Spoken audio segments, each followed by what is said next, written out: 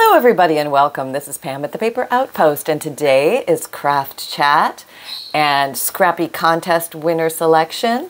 Just so I update everybody, if you're wondering if you ever win the Scrappy Contest, the only way you can find out is by actually watching the video to see your name revealed. I'm not going to be personally posting or contacting you in any way.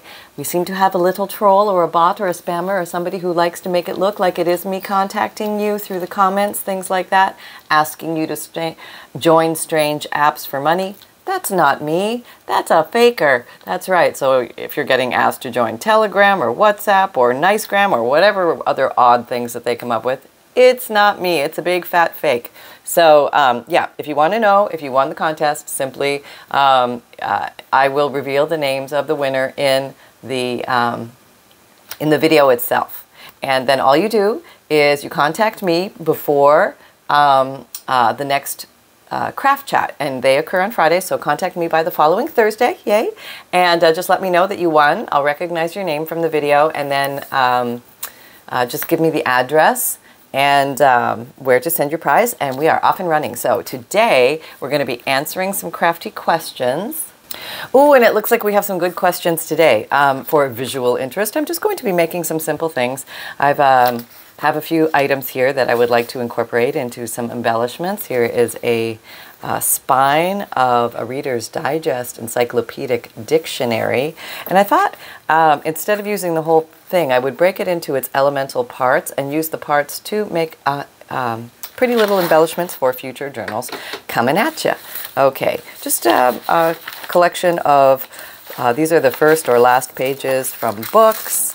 These are some coffee dyed pages, some interesting pictures, some floral imagery, some botanicals from books, just fun things that we can use in our paper play today. So let's see, should I back up a little bit? Let me look, maybe a little close, huh? Okay, all right, so hope you're having a dandy time. Hope you're having fun with your papers, and let's do this. So I think what I'm going to do first is I do have my ruler. I'm good with that. I do need some scissors. Maybe bigger scissors. They're in the other room. Grab these. Okay. Yeah, got some scissors. I'm going to cut this apart. Taking the elements. Sometimes you only need one piece. It's often in life you don't need a lot of things to make something wonderful for your junk journals. And let me jump into the first question here because I'm just eyeballing it over my left shoulder, and it looks like an interesting one. Anne Thompson asks, she was watching how to finish a junk journal. So I am to understand that if you don't have to complete every page to call the journal finished, question mark. I have been stressing out trying to think of different things on each page of mine. Okay, let me relieve your burden. You do not need to decorate every page. That's merely a style choice. That's it. You can leave lots of blank pages. They can all be blank pages. That's totally fine. You can go, every 5th page, every 3rd page, or you can, stagger it throughout all your signature pages. Totally up to you. Everybody has their own way and their own style, and what I would recommend is just ask what you enjoy. Where is the fun for you? Where is it interesting? Where does it feel creative? When does that thrill start to wane where you're feeling like, okay, am I getting too much in here? I would say that walk away from it for a while, and then when you come back, see if you're compelled to do more in that specific journal, or are you ready to let that journal rest? Has it come to its natural sleeping point of being well fed after a Thanksgiving dinner, and it is time to rest and digest? And you'll know, I would say it probably takes a few journals to go through your hands until you find the sweet spot for you personally, and it might be different for every journal. Okay, I am going to make some little hangovers, I think, with these. So let me just do this. So a hangover is basically just a piece of paper that's going to hang over the top of a journal page, and I'm just going to decorate the front in some way, shape, or form. I think that's cute. I do like this. I think it's neat. I think Reader's Digest rings a lot of bells for people, a lot of memories. Can't cut a straight line for the life of me, but that's okay. I'm going to go ahead and put that down there. I'm just going to make some basic, simple things here. I can always jazz these up later. But this is a little mass making session, just so I have things to pull from, things to play with when I come along and make future journals. I already have a little stash, and that's nice. It's a good idea to keep your stash flowing. Like, don't get stash stagnant. No, nobody wants that. That's a stinky hot mess. Where you make so many things, you can't even see them. I've been there. I've been there. So make a bunch of stuff and then use it up. And feel good about using it up, because that's why you made it. Remember that. The key is to feel good about letting go of your pretties. And I think that's going to be the theme for this year coming up for me in the craft room and in the crafting world. Pam needs to let go of her pretties because she's a grand collector of the pretties. You know what I mean? And I love to do it. I love to hunt. I love the hunt. I love the thrill. Maybe you can relate. But I'm just pulling out some fun little inks here. Maybe blue on this one. That might be pretty. This is Broken China. Oh crap, we gotta get the blue dauber. I have one blue dauber. It covers all my blues. Yeah. It's easier that way. You can do individual daubers. You can actually peel these off and stick the actual colored one under here. Not this girl, though. That's never going to happen in 100 Sundays. So we're just going to do one universal blue dauber and enjoy the mixture of the blues that I get. This little thing, I kind of like it. Maybe I'm going to even make... See, this is so dry. Why? I need my little squirty bottle. Here it is. Not far at all. Sometimes that will wake up. This is brown. What is actually on? Oh, yeah, look at that. Wakes it right up. Maybe I'll do brown on the back. I'm here. I've got the brown in my hand. Just keep going, Pam. Keep going. Yeah, that's kind of cute. I like that. So very simple little concept. I can do things on the inside, but I'm just going to let this rest and just make some fun things with these things. All right, what else do we have here? Next question.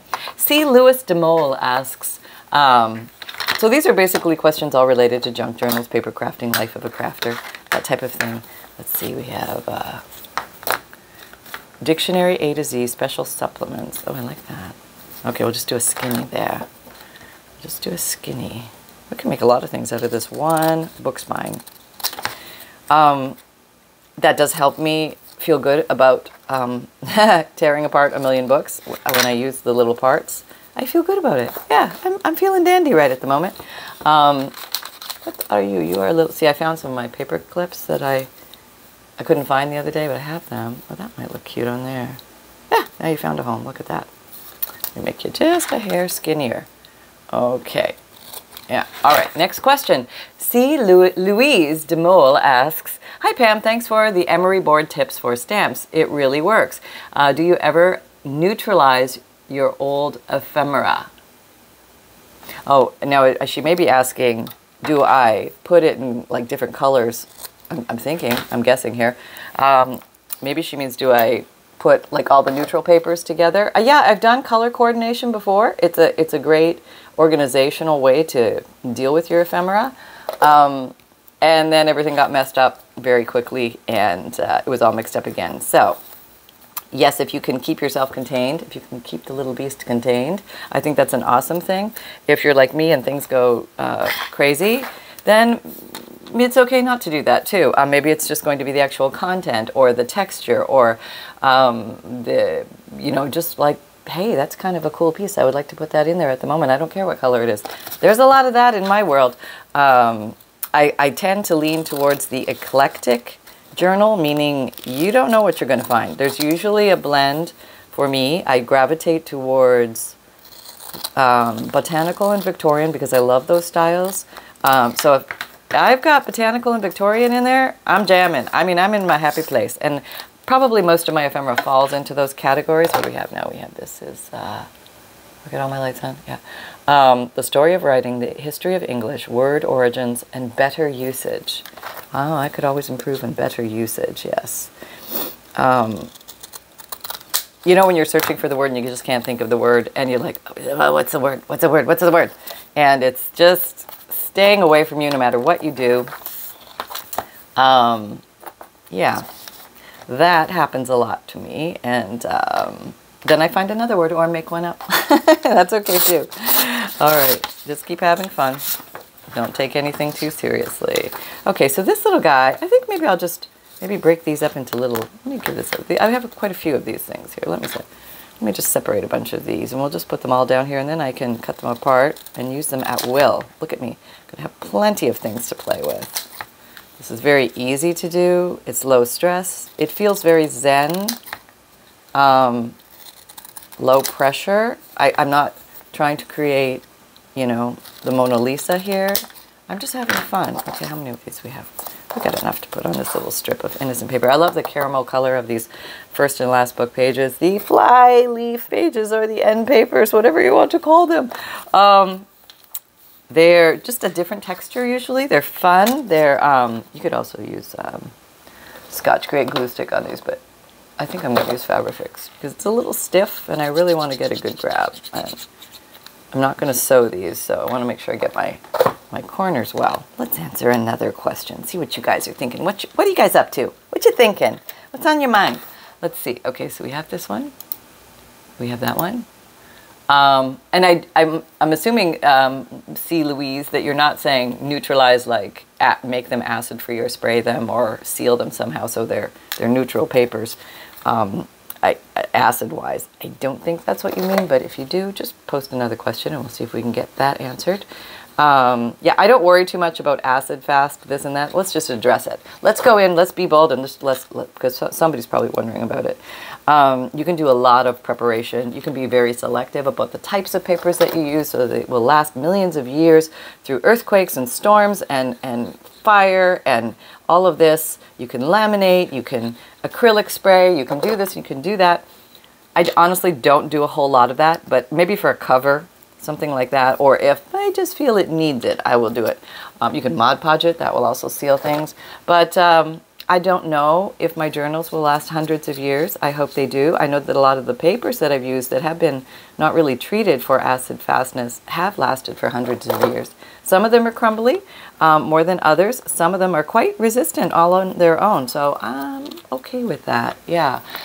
Decide where you are with that. I mean, I know it was a big thing in the scrapbooking days. We were all afraid that our photos would disappear because they were so valuable. But now all of our photos live in the cloud or on our phone or in Google Photos, and they're not dealing with acid fastness, and you can print them out as many times as you want. So, if you have precious photos that you would like to put in your junk journals, maybe make copies of them. You don't have to necessarily, like if you took the photos, okay, we have to be careful here with copyright if you're going to sell them.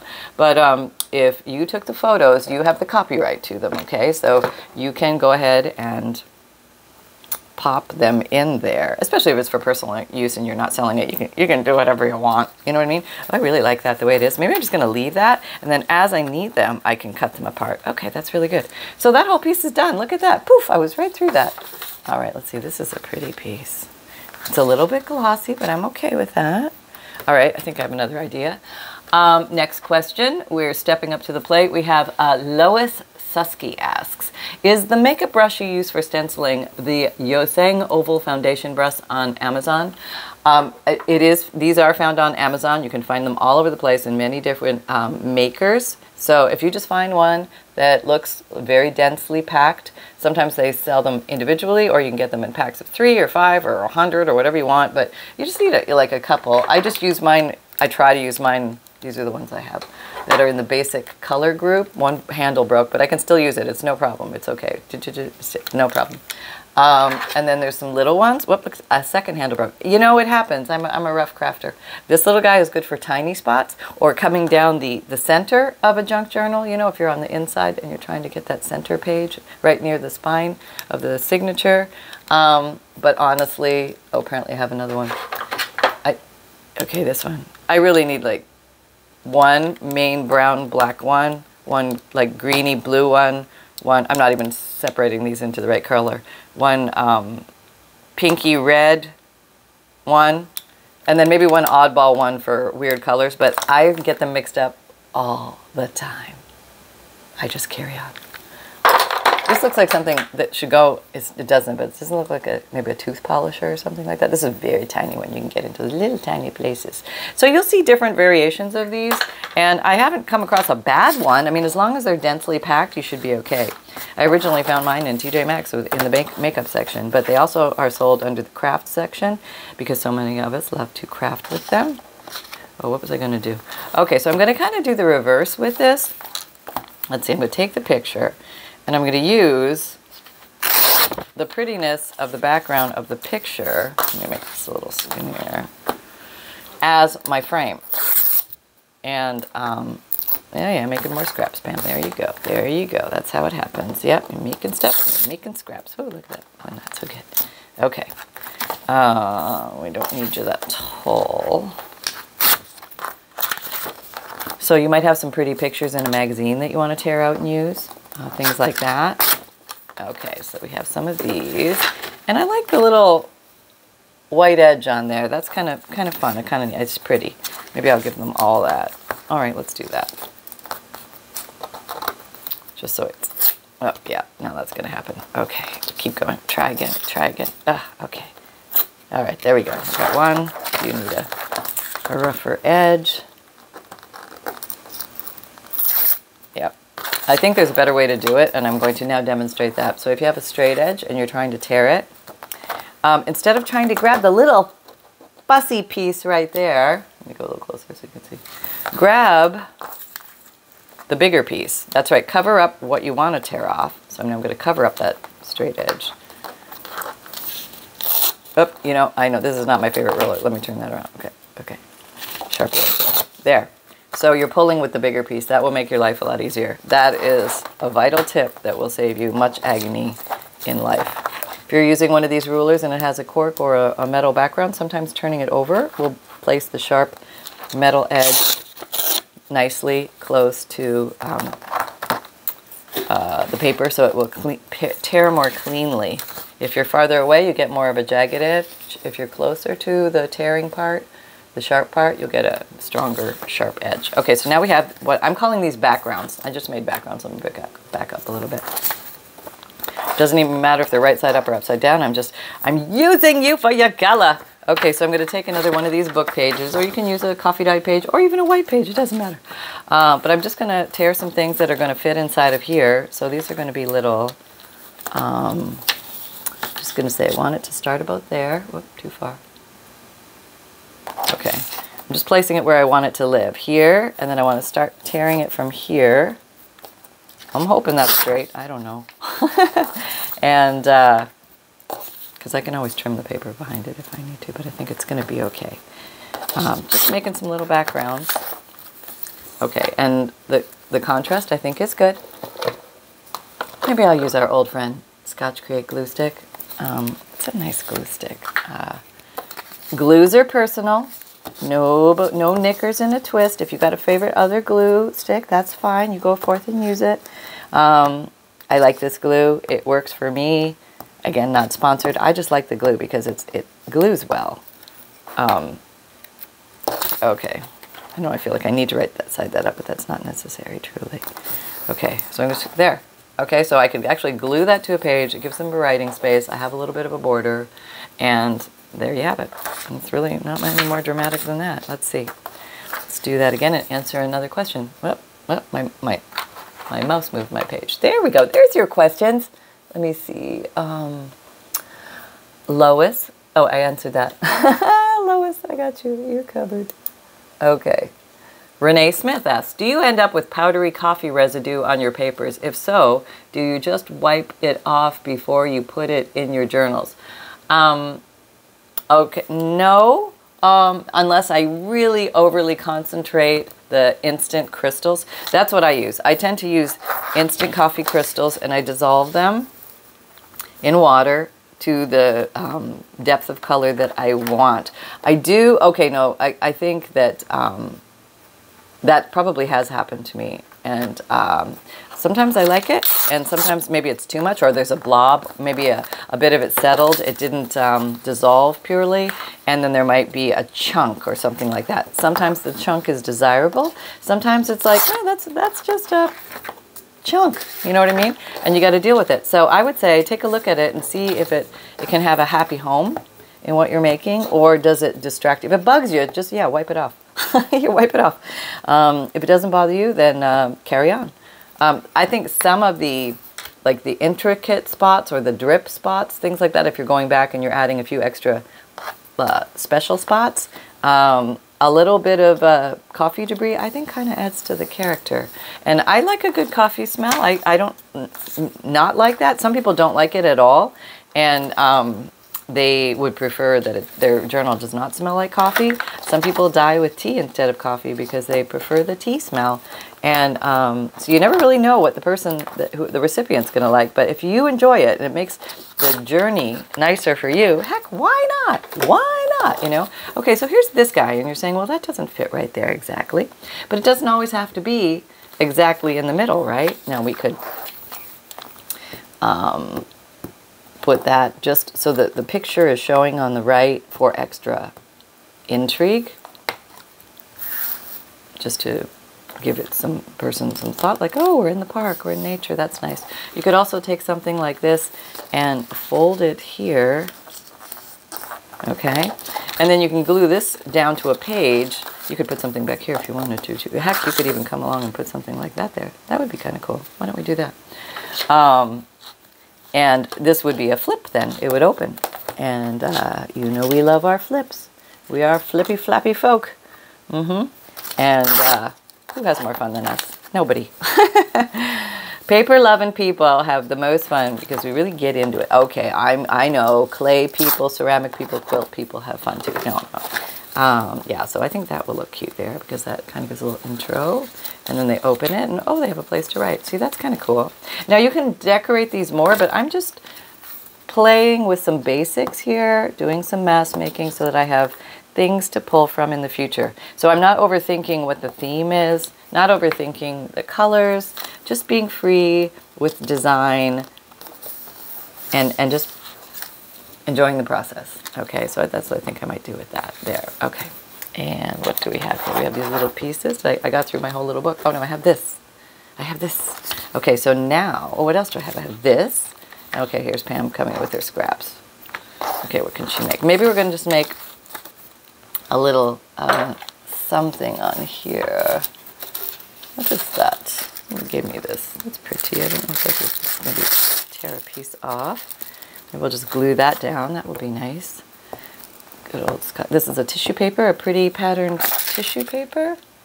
That's kind of cute. All right, maybe we'll just put that on there. There we go. I need a little more here. Boop, go away. All right, and our next little question of the day is, these questions are awesome. I love hearing what you guys are thinking. And Mr. Bot or Mrs. Bot or whatever you are, come make journals with us. Have some fun. Drop that silliness and just play. Teresa Davis, Pam, what about the printed pages, like music or book pages? Do you ever stamp or stencil on them? Oh, heck yeah. Absolutely. I stample and stencil on them all the time. Yeah, it's a thing. And they're fun to do that on. And I think it gives you a completely different look, which is kind of cool. Do I still have my stencils out? No? Oh my God, I put something away. Can you believe it? Okay, that's just kind of pretty the way it is. I don't even know what I'm going to do that. I just like it. Okay, you're going to go over there in the done pile. So we have this. Maybe we'll do a little layered design. Oh, we could do that. All right, we're just being silly at this point. The silliness of the silliness. Okay. Okay, put you there. Okay. What do we have now? Yeah, okay. Let me use the thumb technique. And next question. We would like our next question, please. Okay. And maybe one more piece of this because it's interesting. Okay. Okay. I'll just give this torn edge too for completeness. Okay, looking over here. Northerner in NC, I guess that's North Carolina. She says, this is regarding the how to finish a junk journal video. Looks complete and designed. Do you have a huge staff that helps you print, collate, organize, and mail? Okay. 99% of what I do by myself. And sometimes now I'm getting a little bit of help, which does help. I made a nice connection with a lady who is helping me organize some papers, but we do it together and she's kind of, you know, following my lead on it. And So we're just able to put things together a little faster. I do all the physical mailing myself. I do all the printing myself. She helps me with the collating, but I do all the organizing. So when it comes to cutting apart the books and things like that, I now, or I do all that part myself, but sometimes I just need help, like putting papers down, you know, if you've seen me make a FUNDLE or something like that. So it is nice to have a little help. It took me a long time to get help, and it really does make a difference, because it's help. You know what I mean? It's help. Okay, so there's that. But yeah, my podcast and my Amazon shop and my Etsy shop and all my social media, that's primarily all me. I do have a little help now with my social media, so that is an extra help. And I'm learning that it's okay. I thought it wouldn't be okay, and it is actually okay. So learning, that's something I'm learning as coming into the, 19, 20, 21, 22, 23, in my 5th year. It's okay to have a little help. Maybe that's a good thing, because then I can focus on doing fun things with you guys and making things and playing with the paper and doing videos and things like that. So yeah, there you go. But for many years, nope, just this Sally. Oh, we have this interesting, pretty faux marbled page. I like that. Okay, let us look here. Anne Brunner asks, would that glue thingy constitute a rigmarole? And I was thinking, it felt very rigmarole to me. I'm going to roll right there with you and say yes. Okay, let me do my fancy tear technique. So I'm doing as I say. Oh, there, I lost a bit. That's okay. It'll be a nice scrap for somebody someday. Oh, these are pretty, aren't they? Maybe I'll just make some, I don't know, some belly bands or something out of this pretty paper. This is nice. Pockets, it's a little thicker. That's a nice thing about the end pages in books. Not all of them are, but some of them are thinner than the regular book page. But these are thicker. Okay, there we go. And let's see what else we have here. Oh, we have more scraps. More of this white stuff. Okay, oh, that might be fun. I just had this little crazy idea here. I don't know if this is going to be anything or not. Where's my little fancy scissors? Fiskar, not Fiskar, some knockoff version of that with the designer scissors. These are just for a pretty deckled edge. Just doing something different here. Sometimes just working with what you got. And having no expectations, okay? Maybe I'm going to do that. What is that going to be? That's going to be a little, it's going to open like that. Or I can just glue it on there and it would be open. But no, I'm going to make a little doorway there. And I have more of this paper. I have no shortage of those book page ends. Here, there's an end page. Is that the end page? Almost. That's pretty look. That's something from a children's book. That's nice, isn't it? Yeah, children's books have very beautiful imagery and very often very beautiful font. This would be regular style font, but I mean often they either have large font or pretty font or something like that. You can have a little, you know, fontorama going on there and tear things out and glue them into your journals, things like that. That's kind of fun. Put you there. And I would say just go in with a free mind. Don't overthink any of this. You have the rest of your life to overthink everything. I mean, everything. You know what I mean? Like, let this be your play space. Let this be a place for your mind just to wander, meander around, goof around, and have some fun. Yeah. Okay. There's a nice little interesting tear. Isn't that an interesting tear? That's an au naturel. Yeah. So this one I'm going to do the little deckled edge with the fancy scissors, and this one I'm going to go completely different. I don't know. Just because I'm going to put you over here. Yeah, throw everybody. That'll be very odd and bizarre. I have no idea what this will eventually end up to be. Maybe I'll leave it as is. Maybe I'll cut it apart. Just letting it become. Trying to use up what's on my desk. That's an awesome tip. Then you don't have to clean up as much, but we like that. We're liking that. Oh my gosh, it's that time of year again, isn't it? To clean up, the deep clean. I don't, I'm not looking forward to that. Okay, that's as much play as I'm going to have with that. Let's do another question. Elizabeth Royko asks, how much time, if any, did you spend on the neutral journal off camera? Thanks, Pam. None. Yeah, I tried to capture everything on camera because I thought my goal was for you to see it being made from beginning to end. I don't recall ever turning off the camera and just doing something behind the scenes. Do I have the urge to do that? All the time, because I come across in like, oh, this would have been cool to put in there. Why didn't I put that in there? Because you didn't record it and show them that you put it in there. And when I look at it, I'm like, I could put a million more things in there. But so yes, that was actual time of creation. I think so, unless I only sewed in the first signature and then you saw me put in, magically the other signatures appeared, but I don't think so. I think I recorded everything. I think I thought doing that, and I thought, no, just show them how you do it. I don't remember now, honestly. It's been so many journals. But my intent going in was to record everything. Whether that really happened, there's my grocery list. Nope, that's not my grocery list. Okay, I gotta get some food. I have no food in the house. I'm just lazy. That's it. It's like, yeah, no, I just got to get my patootie over to the grocery store and get some things. Okay. That was a great question. Yeah. How long does it really take to make a journal? I think that's really what her question is. And I would say the easy answer is when you're first making a journal, it'll take you 100 years.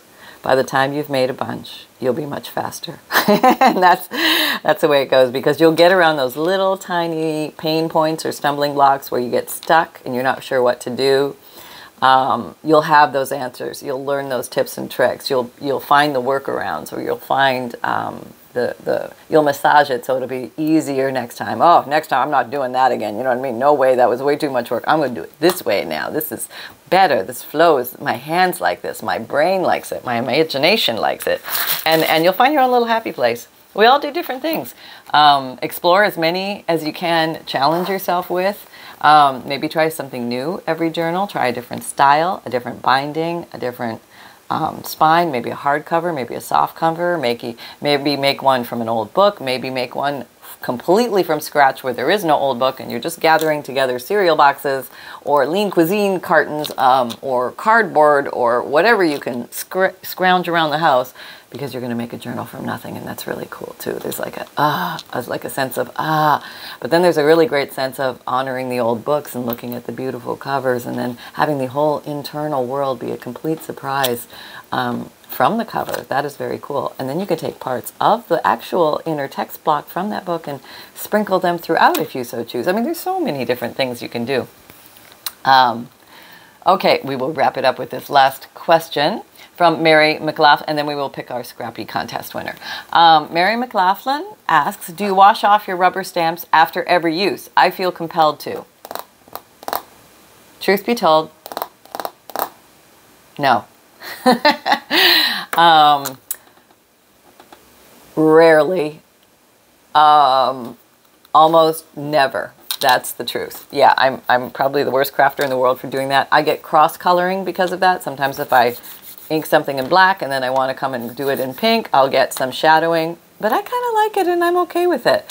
Also, I think if you wash them, it will keep the image sharper because you don't have buildup. But I haven't found it to be such a problem where I've stopped and said, no, I need to wash all my stamps. Oh my God. Do you have any idea how many rubber stamps I have? I would be here for about 3 weeks washing my rubber stamps. But they do sell special rubber stamp cleaner, although I've found great success with just some baby wipes or also just some dish soap and washcloth and a little, you know, that type of thing. That won't work for those stays-on or those inks that are permanent, but the water-soluble inks, they'll work very well with. So I would say if you are compelled, Mary, wash your stamps because you will sleep better at night, and I want you to sleep better at night. Okay, so we are going to move on now to picking our, okay, so you want to just see a quick thing of what we made. We made all these little goodies, too. We did quite a few. Let me back up a little so you can see all of them. All these fun things. Look at that. We got stuff to play with. I mean, this is just building the next journal coming along. So we're going to put all these babies over here.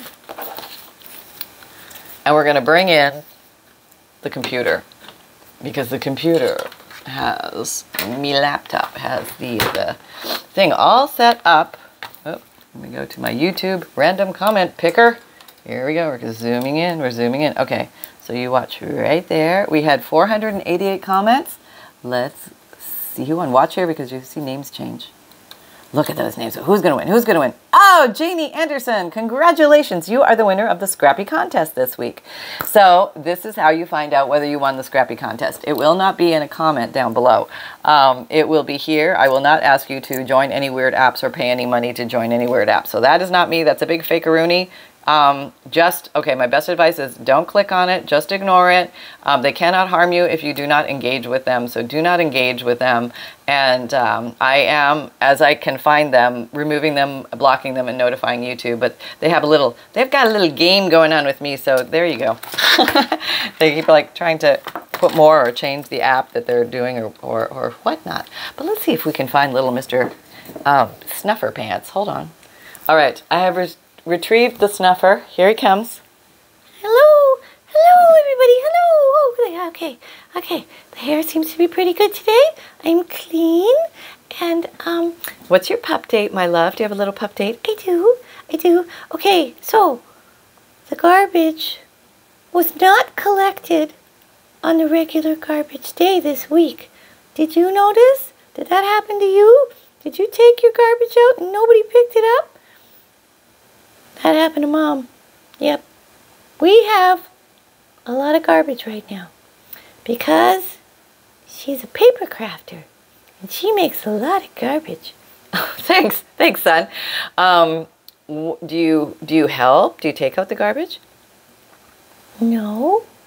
Do you create some of the garbage? Yes. Okay. What about the packaging that your food comes in? Yeah. That's some garbage there. And toy wrappers? Did you have to bring up the toy? Mom, you're embarrassing me. Don't tell everybody about the toys. Okay, so when Mom walks across the living room floor, what does she have to do to make it safely from one side to the other? She has to kick my toys out of the way with her big feet as she walks. And why? Because I put them everywhere, yeah. Okay. Do you ever think you'll pick up your toys? Only to play. If you want to play, I'll bring one to you and you throw it and I'll go get it. And then I'll put it back in the living room somewhere on the floor in the way of your big feet. Oh, thank you. Thank you very much. Anytime, Mom. Anytime. All right, everybody. Happy crafting. Love y'all. And Happy New Year coming. Okay, thanks. All right, Sonny. Very nice pup date. Yes. No, always a pleasure. And there you go, folks. So I hope you are having fun. If you have not signed up for my free monthly emailed newsletter, you could be getting a free digital image every month emailed to you automatically without even breathing after you sign up. Once you sign up, you should get it the next day, that month's newsletter, and then on or around the 1st going forward. So for January's newsletter, it's going to come out on December 31st, which is Saturday, because I don't have a video on Sunday. So there you go.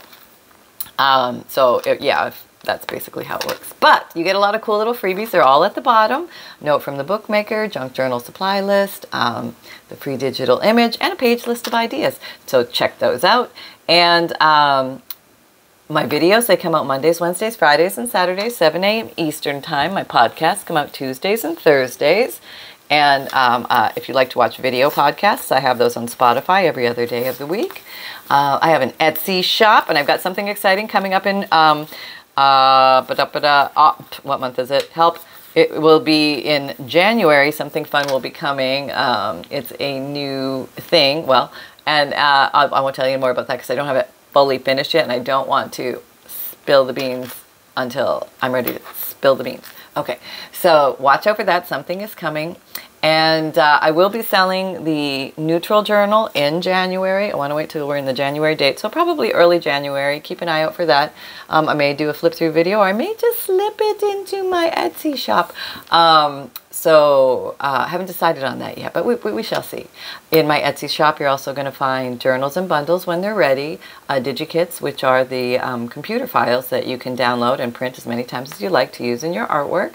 I also sell FUNDLEs, which are collections of old and interesting paper, 100 plus pieces, fun things to use in junk journals, everything from antique ledger to music paper, dictionary paper, checks, receipts, postcards, black and white photos, you name it. There's a whole plethora of things in there, and that is shipped free priority mail shipping to you.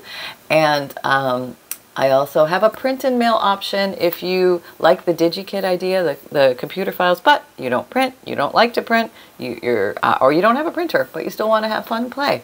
I will print 10 DigiKits for you. Each one has 5 pages, so that gets you 50 printed pages on lightweight cardstock paper. All you do is purchase the print and mail option. You do not need to purchase every individual kit, but I do need you to send me a list of the names of the 10 DigiKits that you want. I only need the first 2 or 3 words, and you can send that through Etsy message or to my email address, which is pam@thepaperoutpost.com. And you can also say surprise me. You're like, or you can say I like flowers, or I like flowers and birds, or I'm a big Victorian fan, or anything to do with nature. I love nature. Okay, so you can give me a category too, and I can help you that way. I have an Amazon shop, so if you're looking for favorite tools and supplies, I try and put links to the items that I can find in there. It does help my shop, but you do not pay more for the items that you purchase through my Amazon shop. I have a t-shirt shop, so if you like the phrase create with reckless abandon, or everything is a craft supply until proven otherwise, you can get that on a t-shirt, a sweatshirt, a zipped hoodie, a mug, a tote, or a water bottle. And the links are all down below. And you can find me on Pinterest, Instagram, Twitter, LinkedIn, and Facebook. Come and join our Facebook group. We're having a lot of fun doing weekly and monthly challenges over there. And thank you to everybody who's helping us over on the Facebook group. Yeah, you folks are absolutely amazing, keeping it a fun, happy, and safe place. And remember that fun can be simple. And just go forth and create with reckless abandon. Whatever it is, have fun with your papers. Have some peaceful enjoyment perusing the passion of your pieces of paper. Love you all. Take care and talk soon. Bye.